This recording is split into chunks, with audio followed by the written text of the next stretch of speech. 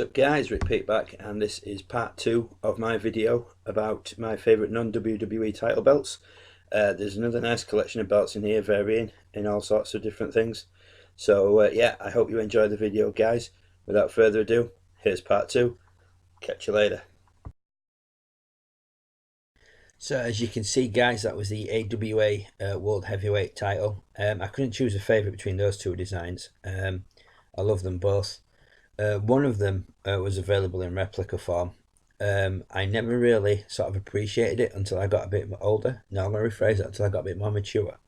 And I watched the AWA documentary DVD that I have. So the replicas were aplenty when I first started collecting. And then when I actually found an appreciation for the belt to the point of I'd love a replica of it, they're impossible to find. Can't find them for love nor money. I've looked everywhere. I have like multiple searches on eBay for them, on anything that may bring it up, but so far no joy at all, which is just about my luck. But it is a gorgeous belt, such a rich heritage. Some great wrestlers have held it. Vern Gagne obviously held it. Kurt Henniger's held it. Jerry Lawler held it, but there was controversy around the title reign. Hulk Hogan, I believe, held it. So yeah, a lot of great wrestlers and Hulk Hogan have held that belt.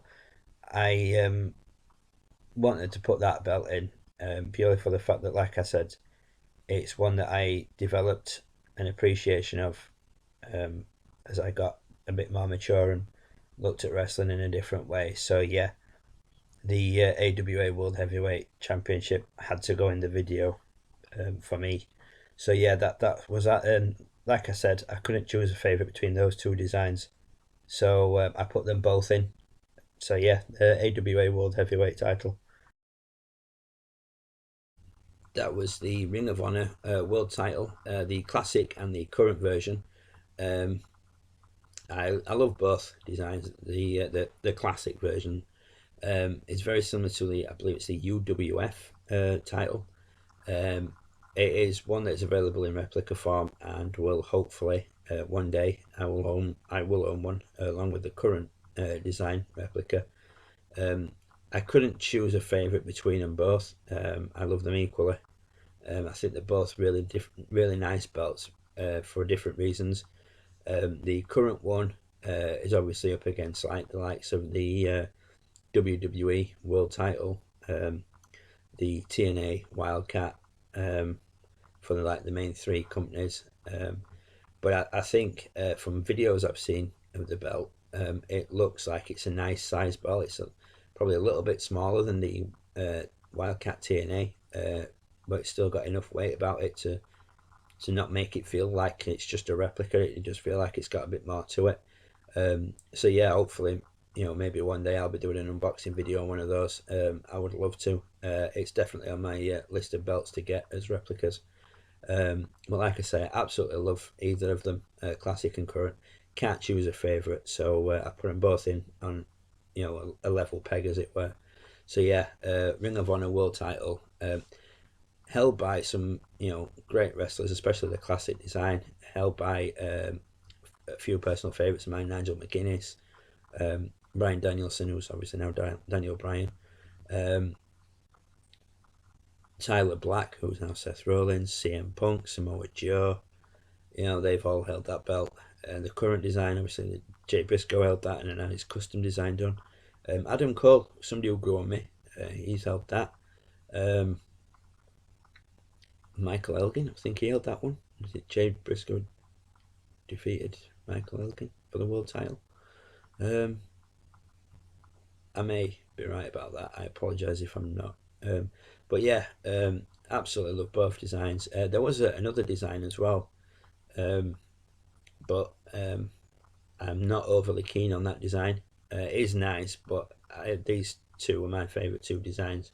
So yeah, I figured I'd put them on together.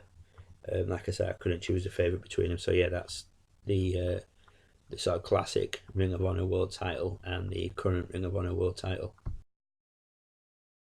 Another CZW title there, the Ultraviolet title. I can't think of any matches I've seen contested for this title. It's something I've never seen. I've seen pictures of the belt, obviously, but I've never actually seen any matches contested for it. I would like to, just to see if there's anything different about them compared to your average CZW match. Um, Again, I think the title is fitting for the company and for its name. Um, it's just a really nice belt, and again, it's a shame that CZW don't do replica belts. Of the current and classic belts, because I would definitely be all over a replica of that. I just think it's a great belt. It's just a shame that you can't get hold of them. Otherwise, I would have had one of those over my shoulder to show you. But along with the world, but yeah, another belt that I had no qualms about putting in this video.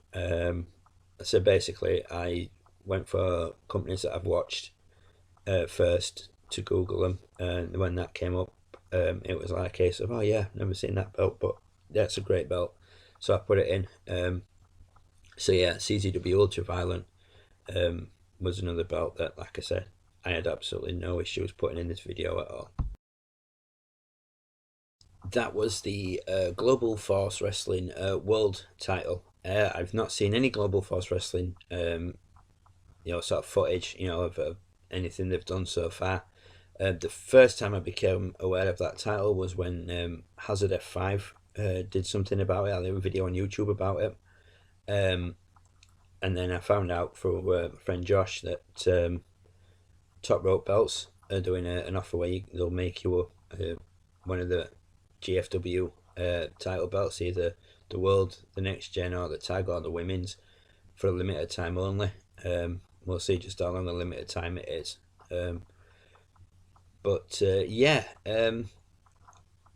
I was sort of in two minds about it at first when I first saw the thing, but the more I watched the video about it, the more I thought, yeah, it is actually quite a nice belt. The design, is nice. The color scheme is different. There aren't many belts that have got that sort of shade of green on them. If there's any, I can't think of anything that's got that sort of color scheme. But yeah, I really enjoyed it. I thought it was really enjoyed it. I really liked it. I thought it was a really nice belt for an up and coming company. It's a different design. So yeah, hopefully GFW will be around for a while. See what happens with them. But yeah, their world title definitely makes my list. And again, I will say it's not the only GFW title that does make the video. Yeah, so as you can see, sticking with the 1PW theme, there's the 1PW World Tag title. Again, very sort of simple design, not right flashy, but I just really like the belt. I can't think of anybody off the top of the head who's held the belt. It's been a long time since I watched my 1PW DVDs that I do have. But yeah, I can't think of anyone. If I can find some pictures, I'll post up some pictures of holders of the tag titles. They probably won't mean much to many people in the States, or many people watching this at all. So 1PW is a pretty small company, though they did have some big names wrestle for them. So yeah, but yeah, again, 1PW World Tag, another simple design but a very nice one. Makes my my list of favourite non WWE titles.